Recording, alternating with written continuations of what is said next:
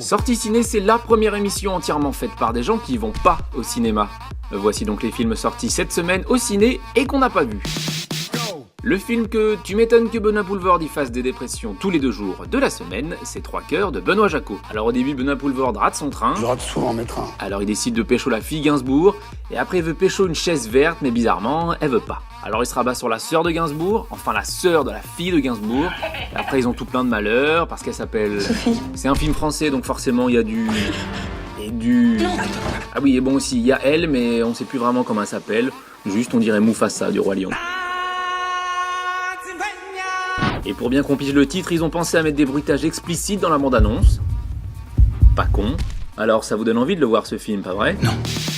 Le film qui sent bon la vieille comédie d'antan parce qu'on a bien besoin de ça par les temps qui courent de la semaine, c'est Bon rétablissement de Jean Becker, le mari de Boris. Alors dans le film, Gérard Lanvin joue les petits vieux dans un hôpital. Non, c'est des petits vieux. On sait pas trop pourquoi il est à l'hosto, mais on s'en fout un peu. C'est une blague. La fausse bonne idée du film, c'est la tentative de reformer le duo Omar et Fred, mais sans Omar. Vous avez des ennemis, monsieur Laurent? Ici, oui, la compote et la purée. Bah ouais, ça marche pas en fait. Évidemment, on n'échappe pas au fameux bon mot sur le carton avec la grosse police qui tâche. T'en as d'autres des conneries comme ça à me dire, hésite pas, je suis là. Mais le moment le plus what the fuck du film, ça reste quand la meuf de C'est à vous se pointe. Et tu fais quoi là en fait? T'as rapporté ta montre. Ok, vous voulez juste lui rapporter sa montre. En résumé, c'est un film qu'on n'a pas vu mais qui peut pas faire de mal. Rapport à l'hôpital, pas faire de mal, tout ça. Quelle formule à la con. Le film le plus... Mais attends, je l'ai déjà vu ce film de la semaine, c'est Si je reste de R.J. Cutler. C'est l'histoire de la meuf de Kick-Ass qui s'est reconvertie dans le violoncelle et qui donc pour le coup défonce beaucoup moins de gags dans Kick-Ass. Ok, connard.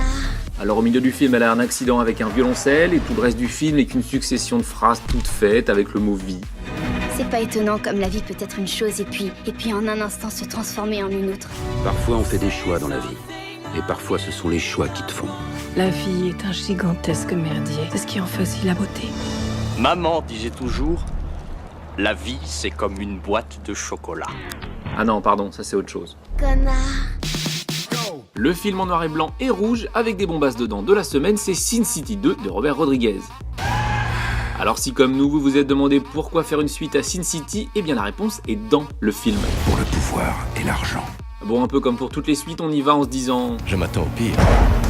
Et on sort en se disant... Cette fois, ils sont allés trop loin. Que dire de plus? On va s'éclater. Voilà, merci.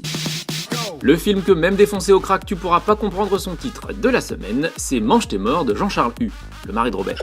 Le film c'est un peu un croisement de Drive avec des mecs nettement moins sexy que Ryan Gosling, et ici le cure-dent il sert à bouffer des hérissons au petit-déj.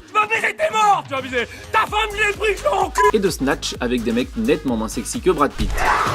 On sait que ça se passe dans la communauté des gens du voyage, mais pour le reste, on n'a pas tout compris.